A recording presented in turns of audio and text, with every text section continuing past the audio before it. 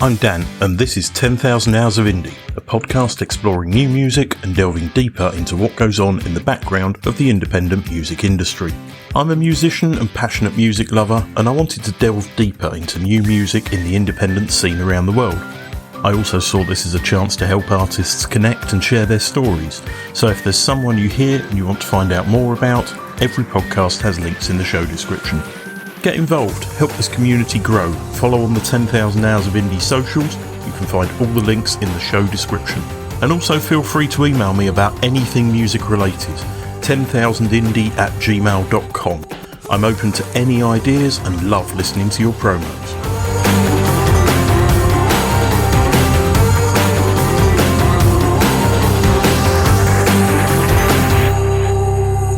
Alec Danger is Finnish-born Cologne-based Santeri Palkkivaara, a multi-instrumentalist and songwriter who takes influence in part from 70s prog, psychedelic rock, krautrock, jazz, 80s pop and ambient electronica. I met and worked with Santeri back in 2015, so we've known each other for a while, and I've always been impressed by his ability to sound like so many other artists while managing to put his own unique twist on everything he releases.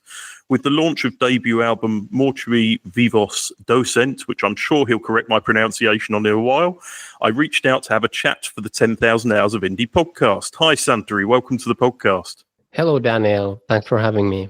Do you want to correct the pronunciation? I mean, I don't speak Latin myself either, but I guess it would be something like mortui, vivos, docent. Sometimes I go through and I find a pronunciation page, and there were 24 different pronunciations of that, so I couldn't decide which one to use, so I just melded them all and made it sound terrible. I think you got it good with that. It's all good. I need to learn it myself as well. So you've been working under this name for a long time, and there have been a lot of single releases here and there, but what took you so long to bring out your debut album? This was the third time I tried to record a debut album, and I tried with different producers for years. Somehow it was just not feeling right. And I actually, when in 2019, I went to Berlin and I did a studio internship there with the aim of learning to mix and produce my own music. And I was able to learn it there at Kaiku Studios in Berlin. And these wonderful two Finnish guys, Jonas Fervin and Janne Lounavuori. And I think that was the final step. I mean, the mastering I did not do myself on this record, but in the future, for sure. That's another conversation already. Does music even have to be mastered?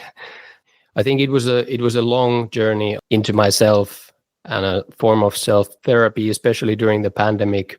I equipped myself with a lot of studio gear with the idea that I'm going to sit with this music for a long time.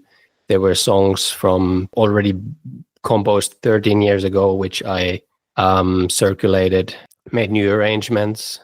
Now I finally stick it out. It's been actually in its current form already approximately 2 years ready, I guess. And now I just thought like I can't hold it back anymore. Like I just need to stick it out. So what about your artist name? Where did the inspiration for that come from? Because I've never asked you that question. It's like a variation of my real name. So Santeri comes from Alec Santeri. That's where the right. Alec comes from. And actually danger is also, vaara means danger in Finnish. It also means like a mountain or something, but it's a very old word. I should have known that. My Finnish is good enough to know that. I'll slap myself on the wrist for that one later. So what about the Latin album name, which means the dead teach the living, as far as I can see? I mean, I don't hear much about death or anything in the album, so why the album title? That's probably good. So, I mean, there is a lot of death in there, but I'm happy that it's not like the first intuition, the first picture that comes to your mind. Yeah, I mean, there's probably several interpretations, but the first track is about the death of my uncle, and that's how the album basically then kicks off. And there's another flashback to that moment in the title track with the ambulance ringing and so on, and this Doppler effect. But another interpretation for me, like for a long time, I just keep getting these losses of my musical heroes like Prince, David Bowie. They're all dead basically. Hendrix, everybody, David Lynch is now already dead. Basically, all my heroes are dead, and that was one of the ideas behind the name. But it's a tough title also in these times when you think about it. Like, it's a very heavy title. with the wars and the Palestinian conflict, everything. So you've worked with an awful lot of musicians on this album. Are they all friends you've called in, or did you find the people you needed for a particular sound you were looking for? I mean, some of them I knew I had been working on for the past 20 years even. The drummer who plays on most of the tracks, Ville-Pekka Vaaralahti, he was already with me in our former band, Half Apple. That's a progressive rock band from Turku. Then the others, mostly I just found along the way in various places where I've lived in the past years. Some in Helsinki, but mostly in Berlin and Heidelberg. I'm professionally a music therapist at the moment, so there was a couple of fellow music therapy students on the album with me, which I'm very grateful, bringing in instruments like the Armenian kamanche, an instrument that I actually was not even aware of until that point in my life.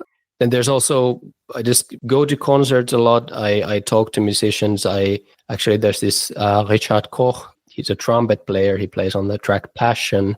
I met him after the Jimmy Tenor concert in Karlsruhe in Germany, and just talked with him and changed contacts. But he played remote, like I was not recording him. But mostly I prefer to work face to face. So I did some trips to Helsinki to record the drums. I went to Strasbourg to record the bass with Louis Ernst. He played on a couple of tracks as well. But most of the time I actually did track by myself. But I would definitely say that was the highlight. Those were the highlights of making the album, just working with other people. So the album has a very full sound and some very passionate lyrics, which you've already delved into about the death of your uncle. What is your motivation when you start to compose a piece of music? Where does that sort of initial spark come from? It's very different each time, but I kind of have this gut feeling.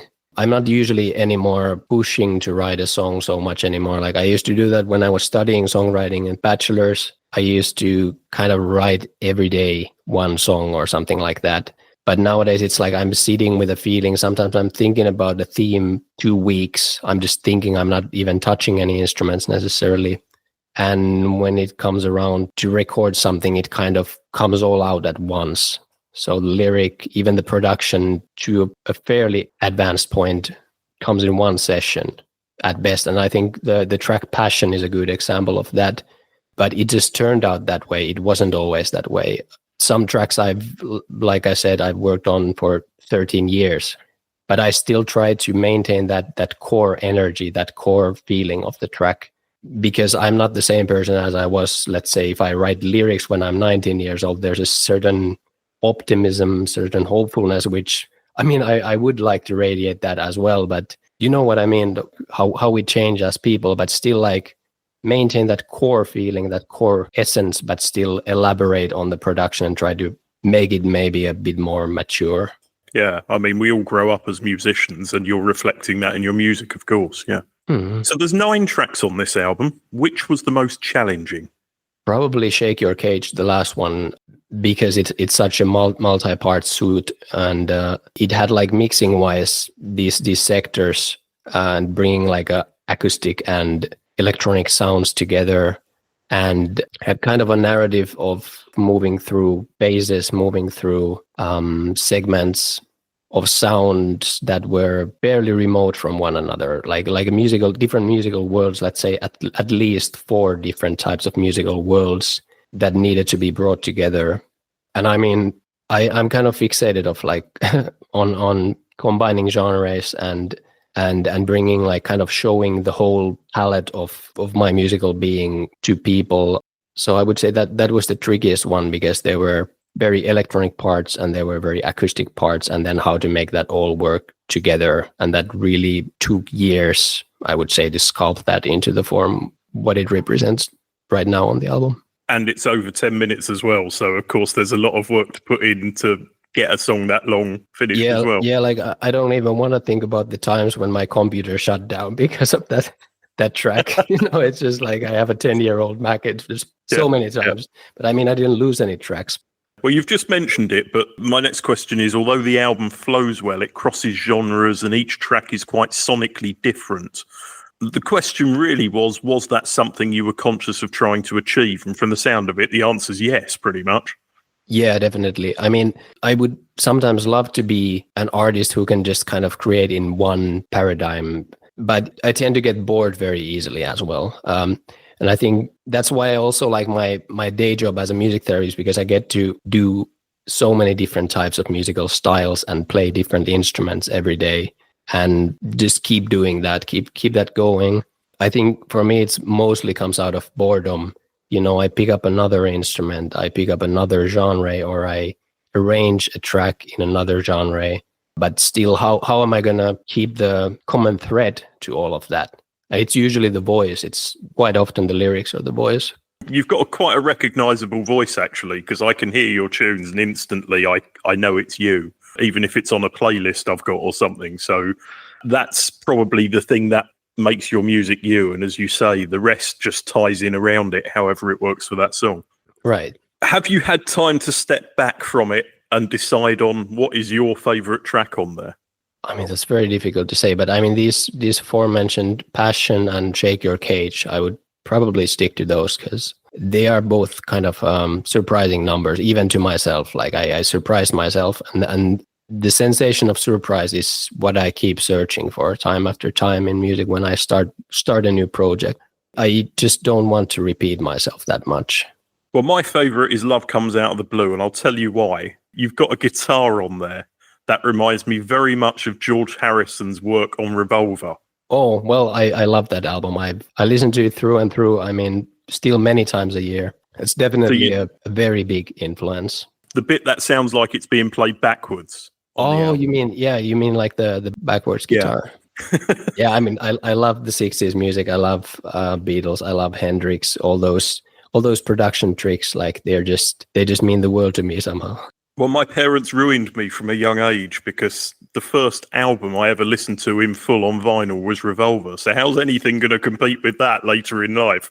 It's really tough, especially Tomorrow Never Knows. It's such a magnificent track. It's just world-moving track. Yeah. I think there's people on this planet who still don't realize the potential of that track, like how much it affected all the future musical styles, even all the way up to, let's say, drum and bass or something like that. Well, the Chemical Brothers sampled it, didn't they, for Setting Sun? So it has been used many times as samples as well. But yeah, that whole album That's really cool. Yeah. I actually read a review the other day from somebody who was ranking Beatles albums in order, and he put Revolver near the bottom of his list purely because he said Yellow Submarine shouldn't be on there. And I disagree. You need that. It's light-hearted in the middle of the album when it's got very intense, and it's like, personal views anyway. one of the all-time best albums. So what about the move to Germany? Was that a creative decision for you? I would say in those terms that I really wanted to learn to mix and produce myself. I would say it was probably a decision of independence and somehow gaining like the direction of my life into my own hands. Do you think there's something specific about the country that creative Finns can use to help shape their skills? As soon as you land there, you're kind of a part of a bigger, especially in Berlin, a bigger international scene. In Finland, you can talk a lot about conquering the world, but it's a very few people who actually are then touring somewhere. But a lot of people can talk about that. But then when you land in Germany, you're immediately kind of faced with this incredible amount of creative force from all over the world, from South America, from Germany itself. It's already a very rich and long musical heritage. Like for me, it was mostly just like bands like Noi or Faust or Das was bands that are from the 70s, like Tangerine Dream or something like that. But on the other side, also like Deutsche-Amerikanische Freundschaft. It's a 80s sort of a pretty proto-techno band with vocals and drums and bass, synth bass lines. It was a very influential discoveries for me. And to be in this culture where you can basically meet these people somewhere there along the line. It's very inspiring. And I would say also for Finnish people, I mean, Germany and Finland have always been in good terms already since the Second World War, to be honest. So culturally, it's not that difficult for a Finnish person. Let's say if you compare to going to America or something, that's already a very different culture. But Germany is kind of like a middle way, it's also not like Southern Europe, so you're not very, it's still individual, although it's a more open and maybe a bit more small talky culture as well. It's easy to adapt for a Finnish person, I would say. And also the language is possible to learn. I was going to say, actually, for a Finn, you're quite outgoing, because a lot of Finns are quite, they shut the curtains and they don't want to talk to people. Whereas I've always found you to be much more European in the fact that you're quite outgoing and you don't mind approaching people at gigs and things. Yeah, thank you. I consider myself quite private in the end, but maybe when it has something to do with music, I'm in. Well, that's how I know you, isn't it? So I guess that's it. But so how about your decision to release the album exclusively on Bandcamp? Why did you make that decision? That's a great question, actually. I mean, I've started to dislike Spotify more and more, and the whole streaming model, somehow I can't really sign that anymore. And I mean, not to say that the album is never going to be on Spotify or something. If somebody really wants to put it out there, or a label or something, it might happen at some point. But at this point, I went like a full round from starting from Bandcamp, and there's still everything that I've put out under this name is on Bandcamp, which is like at the same time a little bit painful, like embarrassing even, because there's like stuff that where I'm 22 years old or something, and I sing like insanely high notes. But it just feels like the most real way of putting music out still to myself. So almost to still be in full control. Yeah, exactly. And I can still, with Bandcamp, I have the control. Like if I decide to put out a track out tonight, like I can do it. So I don't have to wait, or I don't have to pay. Like that's also like another question. Like should artists pay to have their music on Spotify? What does that do to the quality of the music, and what does that do to your artistry? Yeah, I'm just answering with more questions, but it's somehow like a burning topic at the moment.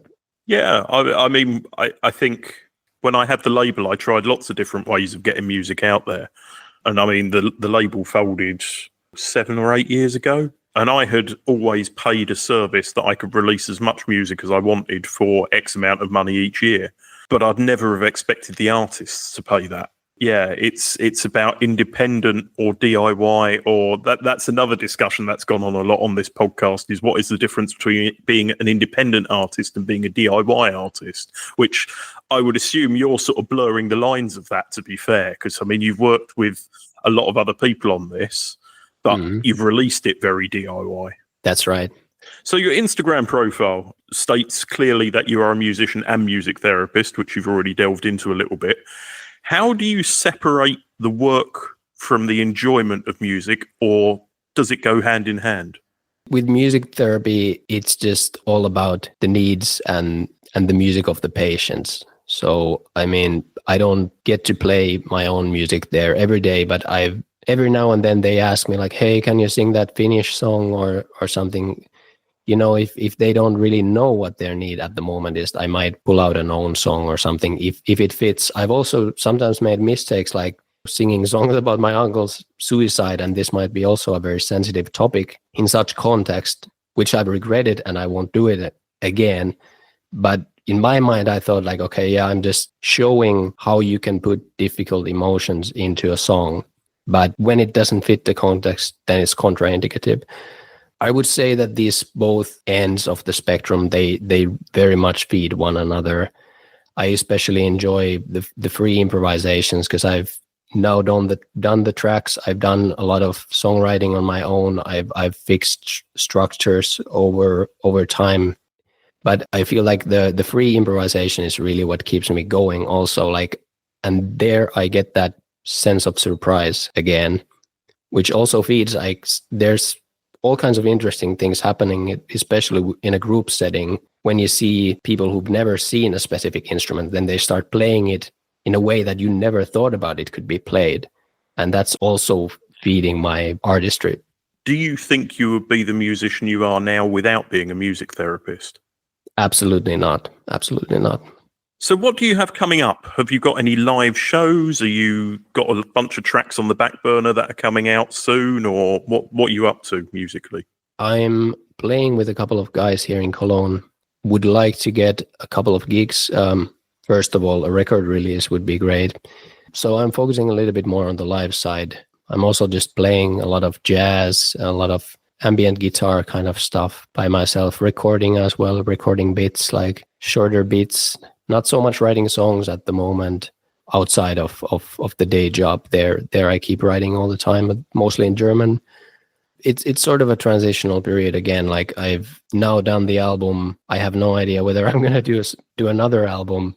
It's always like a bittersweet feeling because you have to let go of it, and then you would have to also come up with a new concept somehow. What have I not done before? And it's in this kind of a transitional state at the moment. And I think the key to that probably is just get out there, play a bunch of live shows. Are we going to see you back in Finland anytime to play at least? That would be lovely, actually. So I'm available for bookings for next year. Next summer, would definitely love to do a Finnish tour. So the final question, which is a relatively new question in this, what music are you listening to at the moment that people may not be aware of and should take some time to check out? It's a really tough question. I mean, because my ears don't really flex that much longer than the 8-hour workdays that I'm associated with sound. I mean, always a good tip is to listen to the last 2 Talk albums. I just finished reading the biography of Mark Hollis, came out last year or something, but a new edition of that. And I just read like how they were making the last 2 albums. And those were, for me personally, certain milestones of like how you can make records which sound like very creamy kind of analog, using like very good microphones, very good instruments, and a certain sense of judgment. Like sometimes you have like 100 people playing on a track, but some of them are just very small, like couple of second segments that have been edited into this sort of wall of sound. I mean, Talk last 2 albums, Laughing Stock and Spirit of Eden, those I would definitely recommend to everybody. So for anyone wishing to find out more, you're active on Instagram, not hugely active, but reasonably active on Instagram, and they can find your album exclusively currently on Bandcamp. Yeah. There's a few songs still dotted around on Spotify from earlier in your career as well. Yeah, those I've recorded sort of the singles I've put out through this label, Ja from Tampere. The label head Tatu is a good friend of mine since 20 years already, almost. Yeah, time flies, doesn't it? Yeah, amazing. Mortui, vivos, docent by Alec Danger is available now exclusively on Bandcamp. Santeri, it's been great to catch up on the podcast after such a long time, and thank you for joining me. The album is well worth checking out, in my opinion. Somebody, or should I say everybody, will find something they like in the album, in my opinion. That's wonderful to hear, Daniel. Thank you very much for having me.